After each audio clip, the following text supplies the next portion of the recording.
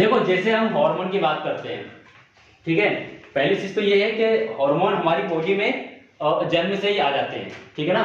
जैसे ही एक बच्चे का जन्म होता है, शिशु का जन्म होता है, तो उसके अंदर पहले से ही कई सारे हार्मोन्स आते हैं, ठीक है ना। पर उसमें कुछ हार्मोन्स ऐसे होते हैं जो स्टार्टिंग से वर्क कर रहे होते हैं, कुछ हार्मोन्स ऐसे होते हैं जो कुछ एज लिमिट के बाद बनना स्टार्ट हो जाते हैं या वर्क में आते हैं। समझ में आ रहा है? देखो आपको परीक्षा अध्ययन में भी दिया हुआ है, सबकी डेफिनेशंस अलग अलग दी हुई हैं, कोई दिक्कत नहीं है। आप किताब से पढ़ रहे हो, परीक्षा अध्ययन से पढ़ रहे हो, आपको समझ में आना चाहिए और आपको लिखते आना चाहिए, ठीक है ना।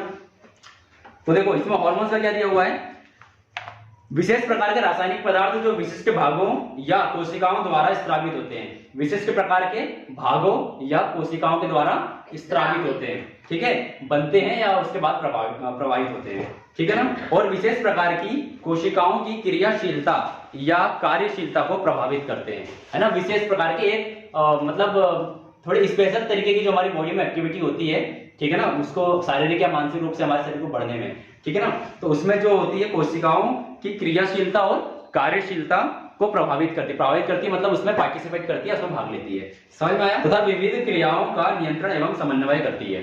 क्या करती है? अलग अलग प्रकार के शरीर में जो क्रियाएं होती हैं उन पर नियंत्रण रखती है और उसका समन्वय करती है, आपस में तालमेल रखती है उसका। ये आपको एक मस्तिष्क का चित्र है, ठीक, मानव मस्तिष्क का क्या है, चित्र है, ठीक है। मानव मस्तिष्क का जो चित्र होता है इसके अंदर बहुत सारे अलग अलग पार्ट होते हैं जो कि आपकी किताबों में नाम लिखा हुआ है, ठीक है। उसमें एक बहुत मेन पार्ट होता है जिसको हम बोलते हैं हाइपोथैलेमस। क्या बोलते हैं? हाइपोथैलेमस। आप अपनी किताब में देखोगे ये वाला पार्ट है, इसके अंदर जो ब्लॉक खाली खाली सा ब्लॉक दिख रहा है ना, इसके अंदर देखो व्हाइट कलर का, अपनी बुक में देखो, ये जो बुक है जीव जन्म कैसे करते हैं उससे पहले वाले चैप्टर में है, ये व्हाइट वाला जो पार्ट है इसको हम बोलते हैं हाइपोथैलेमस, ठीक है। इस एरिया क्या बोलेंगे? हाइपोथैलेमस। यहाँ पर क्या होता है, एक हार्मोन्स का निर्माण होता है। क्या होता है? हार्मोन्स का निर्माण होता है जिसको हम बोलते हैं गोनेडोट्रोपिन। क्या बोलते हैं? गोनेडोट्रोपिन। तो जीव जन्म की जो प्रक्रिया होती है मानव में वो सबसे पहले स्टार्ट होती है यहाँ से, ठीक है ना, हाइपोथैलेमस से। हाइपोथैलेमस जो होता है वो हमारी बॉडी को कुछ ऐसी प्रक्रिया करने के लिए बोलता है जिसकी वजह से कुछ हार्मोन्स रिलीज होते हैं, वो हमारी बॉडी का मतलब फिजिकल जो संरचना होती है वो बनाना स्टार्ट करते हैं। और वो हार्मोन जब फ्लो होता है हमारी बॉडी के अंदर तो धीरे धीरे करके वो एक समय के बाद उस लायक हो जाता है कि जीव जन्म की प्रक्रिया में भाग ले सके।